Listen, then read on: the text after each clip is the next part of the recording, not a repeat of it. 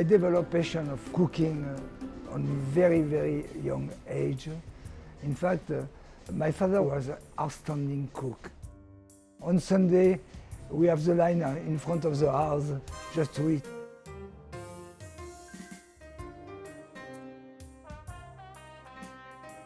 I was an autodidact chef, which in France is not easy. You never get any credit. People didn't take you seriously. Before coming to the States, I was spending 15, 16 hours every day in the kitchen, killing myself to work with the best chef in the world, and my training was totally outstanding.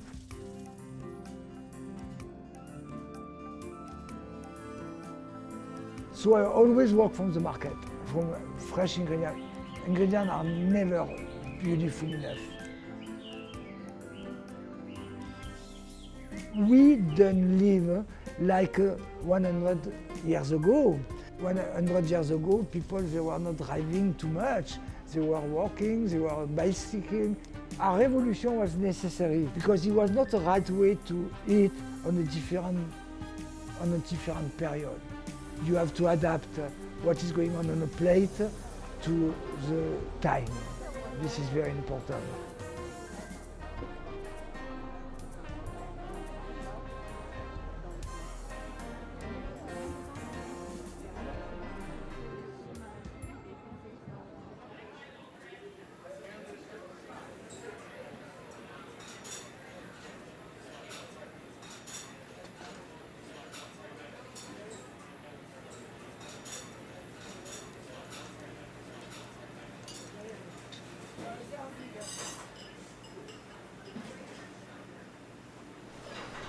I was 16 and I decided to cook for the family, to do one of the dishes.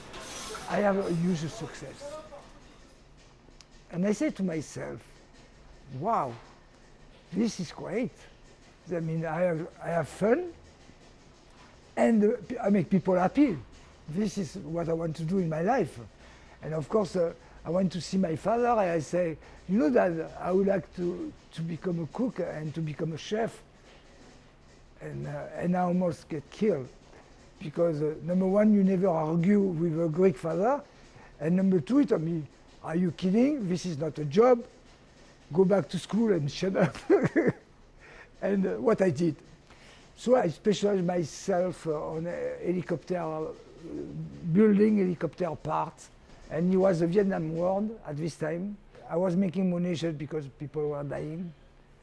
It's not a good feeling. And I have a partner who was an outstanding businessman, and I told him, okay, I want to become a cook, and I'm going to sell my part of the engineering business to him, what I did, and I started cooking. Well, this is why I became a cook.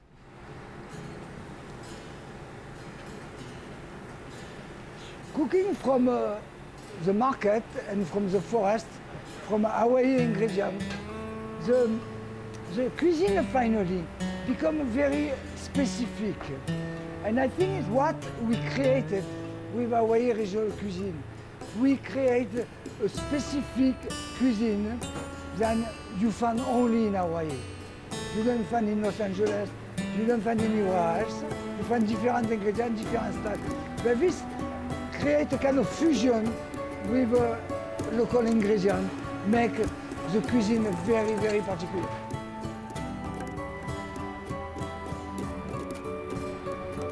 This, of course, are traditional ingredients from the farm. We work with local farmers, even if it's a produce from the morning. They spend a few hours on the airport. After they put in a container. The container is too cold, and they come in Hawaii, maybe 6 hours. They arrive at the airport. I don't want to use it. I don't want to use it anymore.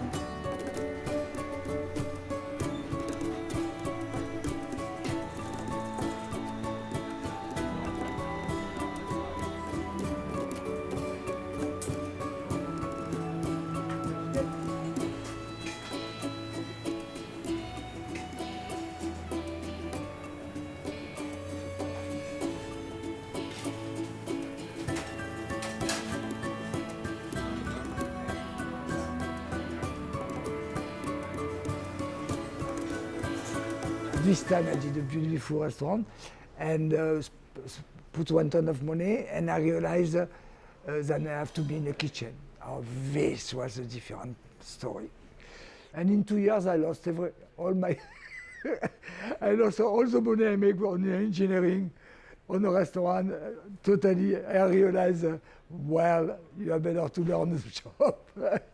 And so what I did, because La Presqu'île is a seasonal restaurant on a shore, so what I did, I went every winter to work with a big chef, and this gave me the virus of upscale cooking, what I did basically all my life.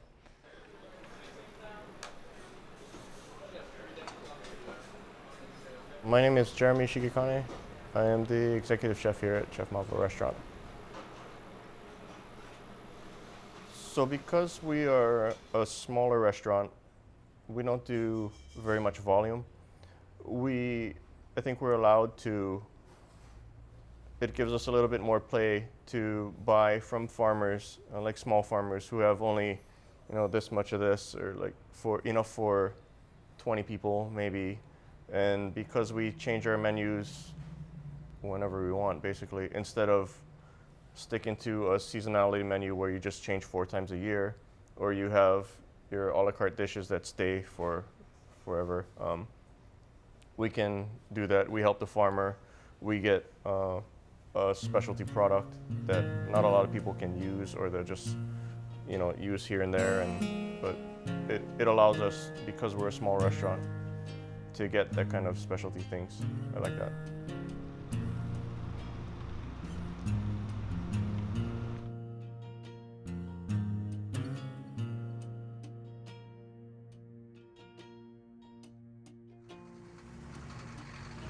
When Chef Marvel first walked into our facility, I realized that this is a very special person. And I had known about him and his reputation, so I felt very honored that he would come and visit our auction. And what was exciting for me was that he seemed very excited about the freshness and the quality of our fish, of the program and the system that we have. And so since then, we have become very close.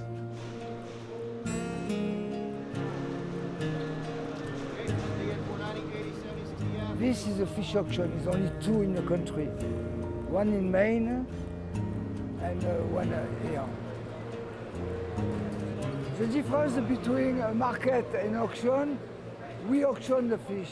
We start at $2, we go up or we go down. Can be very expensive.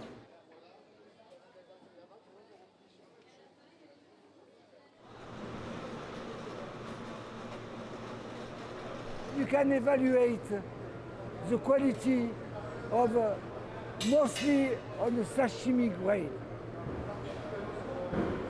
Nice, huh? What is important on the quality of fish is the fat content. You can see here. In fact, the fish has to have a lot of fat, and this is good. This one is a nice quality. 80, 95, 10, 20, 30. Okay, they get 490, 80, 70, 60, yeah, 40, put the top, 390, 80, 70, 60, yeah, 40. Many years ago, they sent me to Paris as a sire. The state of Hawaii sent me in Paris to promote especially the OPA, because we were throwing back. People in Hawaii didn't like it. So when they used to catch OPA, they used to throw back, which was huge fish, ton of fish. Now the OPA become very popular.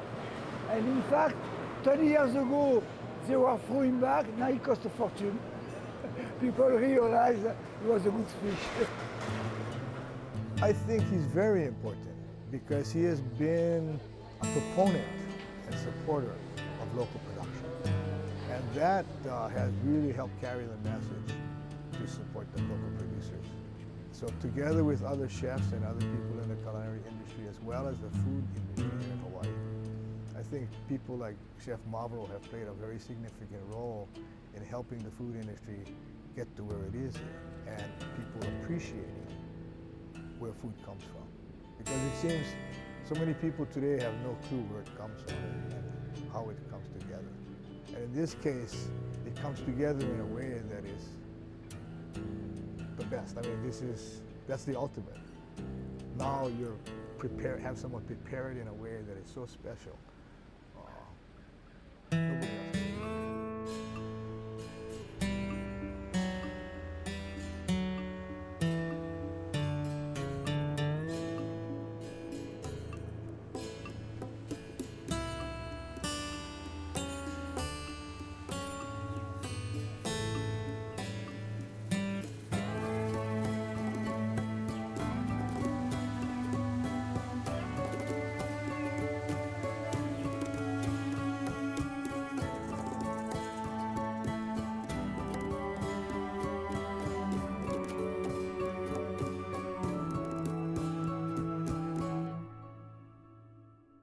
When I arrived, Hawaii has a very bad reputation.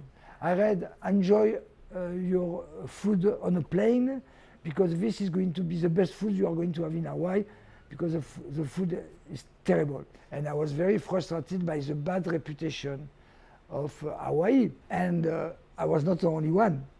So we were 12 chefs like that. At this time we were quite young. And we decided to make a revolution. Like Nouvelle Cuisine, same thing. Revolution, and we are not going to use frozen fish, we are going to buy everything from Hawaii, and we create Hawaii regional cuisine, which was a huge success. It was not expected, because when I arrived here, I feel alone. But I realized after a few months, 1 year maybe, I realized that I was not the only one with the same idea and working on very fresh and modern contemporary cuisine. But maybe I was one of the only one French.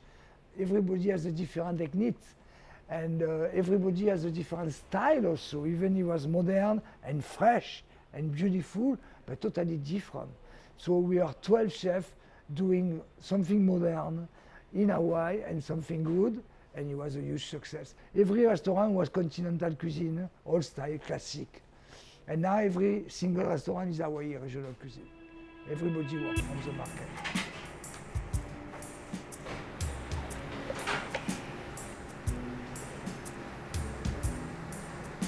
There was not one single restaurant who are using this kind of ingredient. Come on, guys! You know what I mean? What is going on? This is beautiful. What we do also, we are working on flavors, and we like to accentuate the flavor of everything. Like on the stem with pickles and vinegar. Like kikyo. It's very, very beautiful.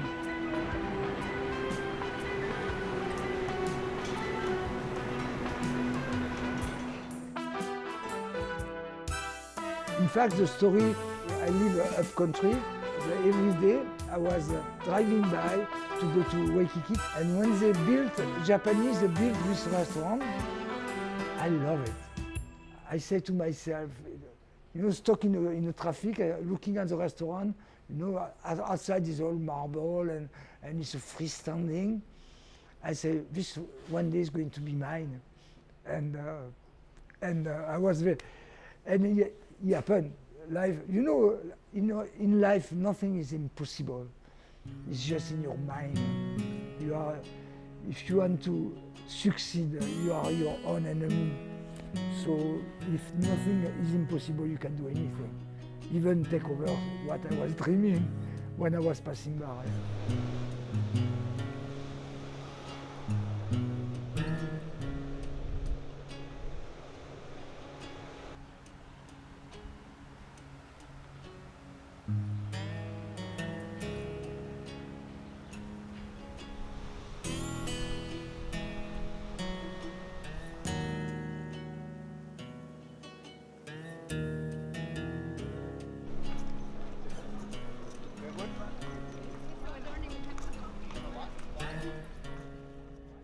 have 50% of my customers are tourists and 50% are local.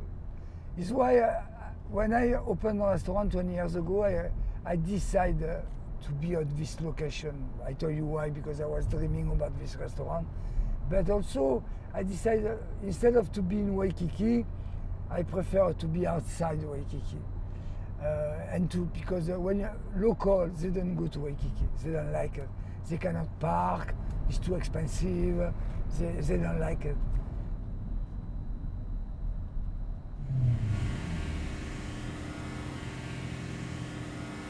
Hi, Barbara.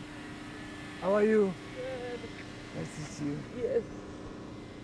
This is Barbara, and so with the brother David, they own the farm and working very hard to provide watercress for the whole community and the whole state of Hawaii, not only Honolulu.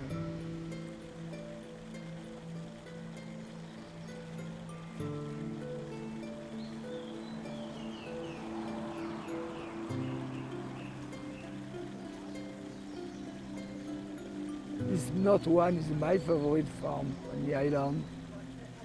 I love the story of the farm. The supermarket tried to get rid of you when they built, and finally they have to build around the farm. I think it's a very, very interesting story. Yeah. I told you the story of the monorail was supposed to make a full circle.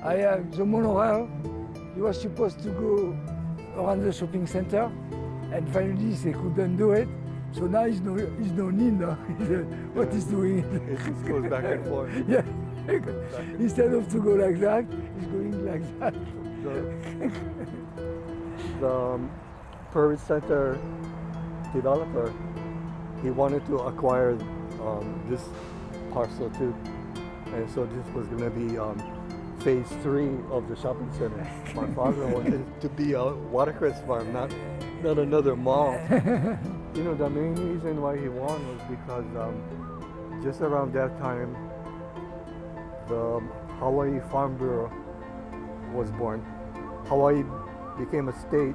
My father was the first president of the Hawaii Farm Bureau, so he had a lot of clout. He had a lot of friends. This is a beautiful story because this shows you that even in America, money is not everything. Yeah? And the watercress won against the big. Won. So I use a lot of watercress in my ingredients. And it's very important.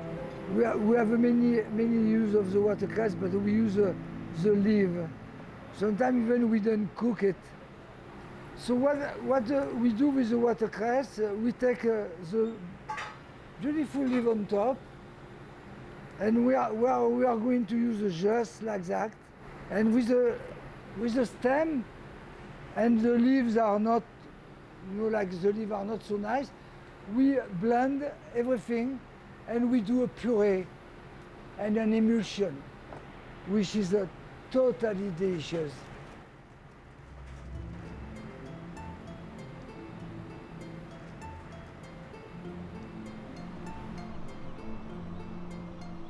This watercress is really the best example of sustainability.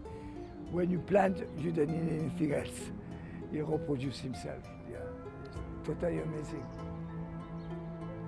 And it's exactly this kind of culture we need in Hawaii, because we are in the middle of the Pacific, and we need to bring a lot of things from the mainland. Watercress they need.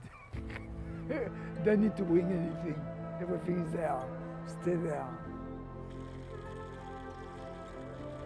The watercress has a very short shelf life, and it's totally exceptional to see watercress so beautiful.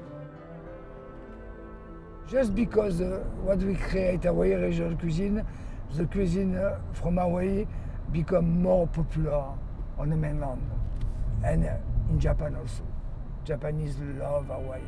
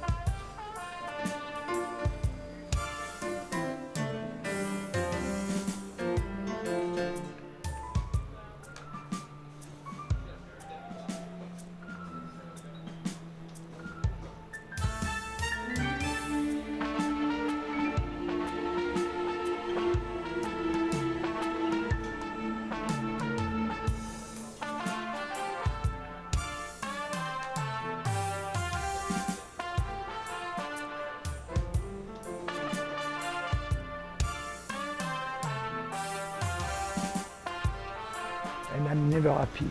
So I drive everybody crazy because they say, oh chef, what I did was beautiful. I say, well, maybe you think it's beautiful, but well, you have to work a little bit harder to get somewhere. I then contemplate my work with self-indulgence.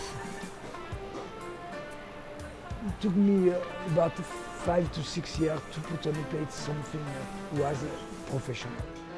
If I have to advise a young cook, don't try to be different, just try to be good. When people think Chef Mauro here, they think high-end, expensive. I mean, we are high-end.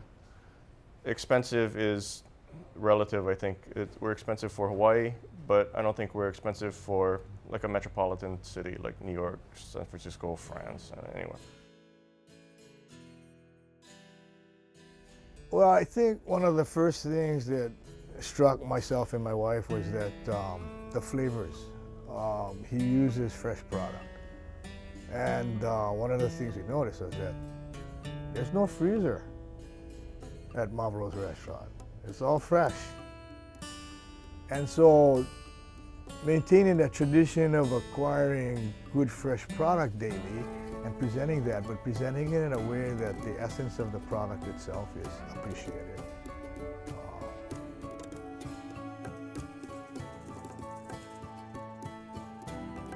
And I think because we can use smaller things, we can help smaller farmers as opposed to just get the large farm and then, or they have to produce so much that they can supply the grocery and whatnot. So we can help them with that, I think.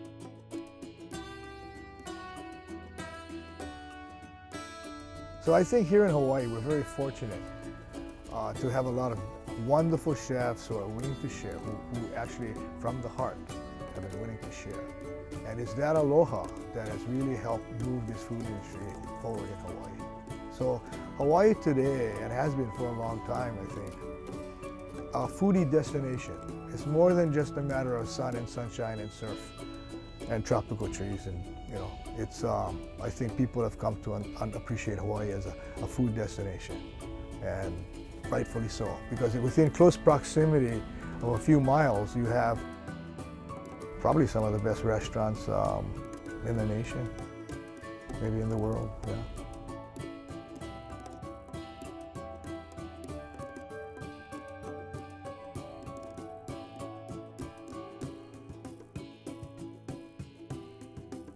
I have to say, I left France with my toothbrush and I start from scratch. I say I'm a cook. I can succeed anywhere. I open a restaurant as a French, and you know, in America you open like a lemon. You press the lemon, and when there's no more juice, you do something else. I'm not like that. I opened 20 years ago. Already everybody says, "Oh my God, 20 years?" Yes. Or my family, and nobody is here. But I think my kids are the cook in the kitchen, and even after me, I guarantee that in 20 years, Chef Mauro is going to be still at the corner of King and Macaulay for sure.